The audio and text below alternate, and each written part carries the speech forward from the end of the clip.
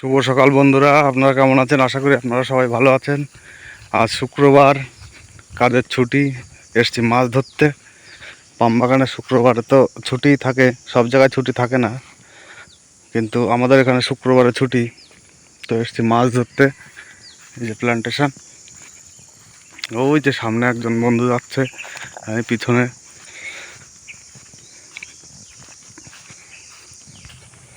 পামবাগানে কাজে আসলে মেনলি কি একটা জিনিসের উপর ডিপেন্ড করতে হবে, যে ভয় ভয় জিনিসটা ত্যাগ করতে হবে। ভয় পেলে ভাই পামবাগানে কাজ করতে পারবে না। এই যে এত জঙ্গল, এই জঙ্গলের ভিতর দিয়ে কাজ করতে হবে। কোথায় সাপ, কোথায় শুয়োর, কত কি থাকে, কিন্তু অসুবিধা হয় না, সেইভাবে একটু কেয়ারফুলি কাজ করতে হয়। কিন্তু ভয় জিনিসটা থাকলে পারবেন না কাজ করতে। এই যে এসে গেছে নদীর তীরে। নদী তো না, নালা বলতে পারো। রাত্রে বর্ষা হয়েছিল, জল পুরো ঘোলা। এখন দেখি মাছ পাওয়া যায় কিনা। জাল ছাড়ানো আছে নাকি জড়ানো?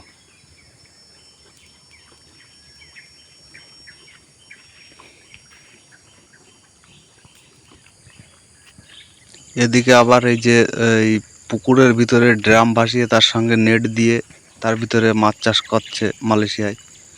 তো এটাও একটা অত্যাধুনিক প্রযুক্তি, যে কারণে এই বেশি বর্ষা হলে তো এই মাছগুলো বেরিয়ে যাবে, ওই জন্য জলের ভিতরে না ছেড়ে ড্রামে নেটের ভিতরে এইভাবে চাষ করে এখানে মাছ। কারণ এখান দিয়ে তো বেরোতে পারবে না মাছ।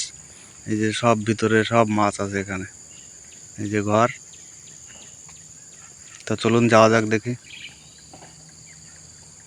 কাকা ফেলছে জাল, দেখি মাছ হয় কি না হয়। মাছ ওর ভিতর নড়ছে তো, ওর ভিতর নড়ছে তো মাছ। ঠিক আছে, ওই যে দুজন কাজ করছে। দেখা যাক আমাদের জালে কি ওঠে, দেখা যাক দেখি।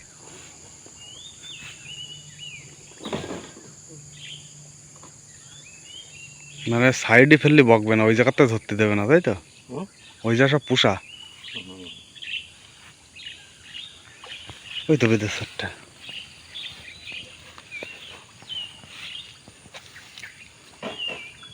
পুটি।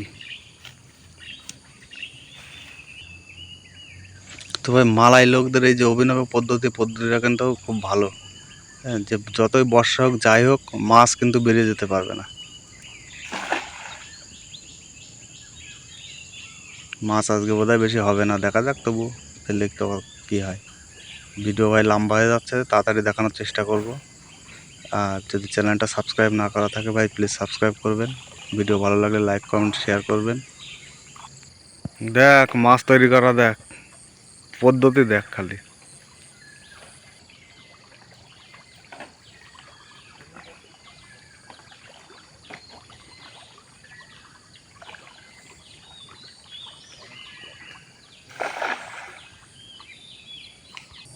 তো বন্ধুরা, এসেছিলাম মাছ ধরতে, কিন্তু মাছ তেমন হলো না। কালকে রাত্রে অনেক বর্ষা হয়েছে, জল বেড়ে গেছে, ওই জন্য মাছ হলো না। তো মাছ হয়, খুব ভালো মাছ হয়, কিন্তু এবার এখন মাছ পেলাম না।